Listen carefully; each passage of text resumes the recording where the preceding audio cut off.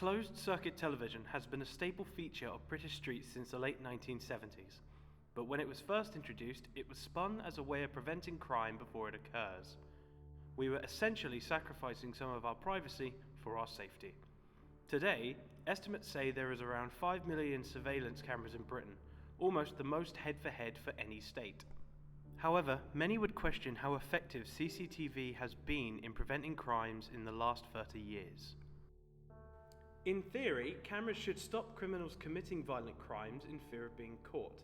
But, as Guardian writer Cory Doctorow said when asked about the effectiveness of CCTV in heroin-related crime prevention, could these people be reasonably characterized as making smart choices about their future?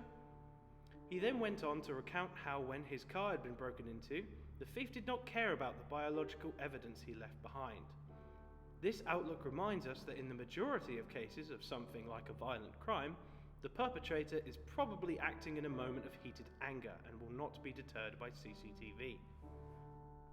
While this point is only theoretical, there is plenty of data from police forces around the UK on how effective, or perhaps ineffective, mass surveillance is.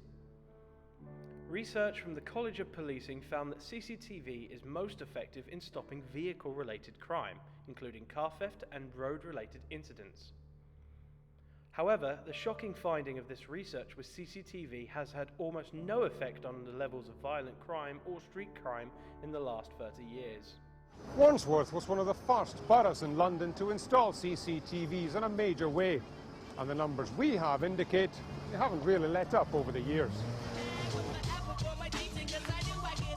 But Wandsworth is interesting in another respect as well.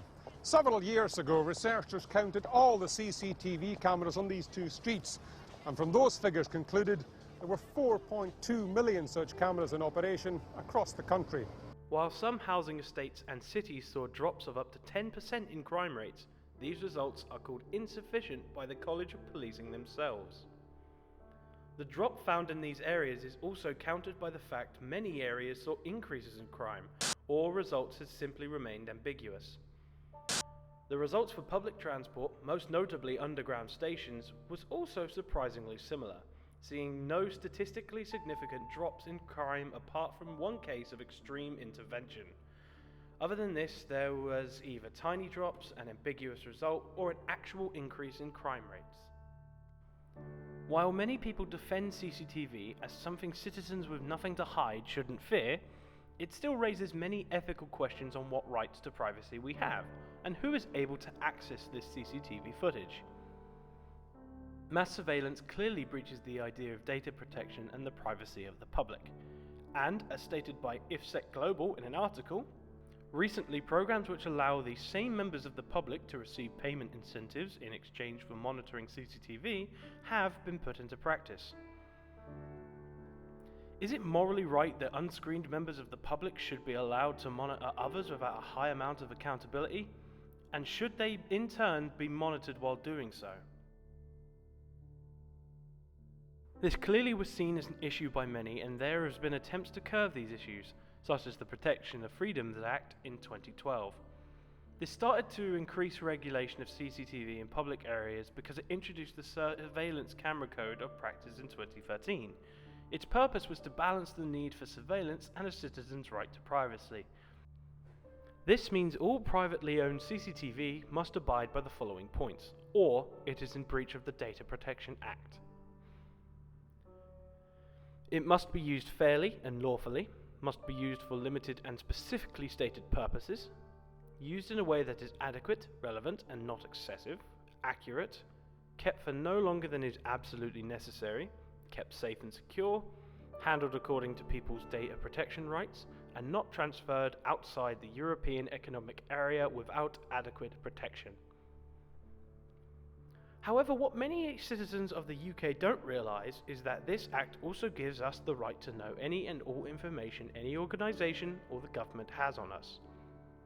When asked to present this information by a person, then said organisation must divulge all the information they have on said person, apart from in a few exceptions where people are undergoing criminal investigations.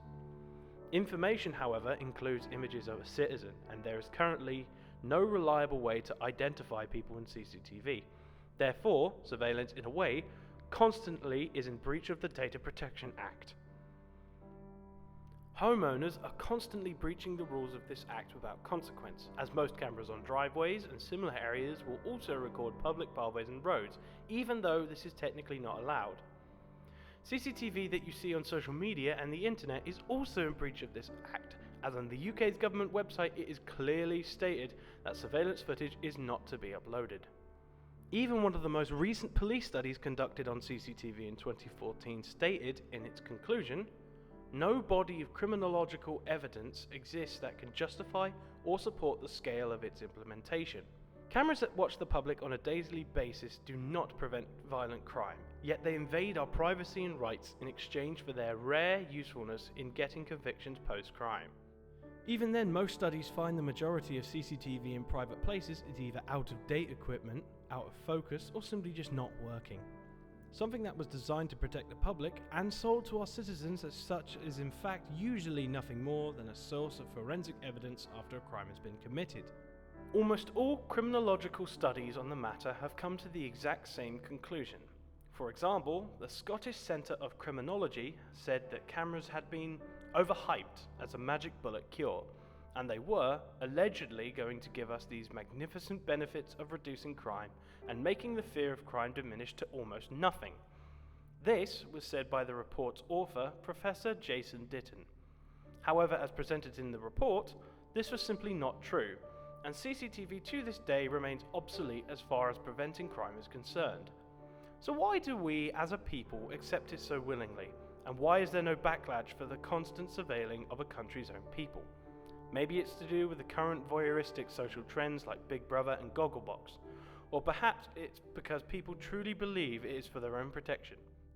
Whatever the case, there is no significant data, study, or evidence to suggest that CCTV should have ever been implemented on the level it has been, and, along with the ethical issues constant surveillance raises, and the questions of trust that brings with it, there is no statistically supported argument in favour of CCTV anywhere but in car parks and roads with large amounts of traffic.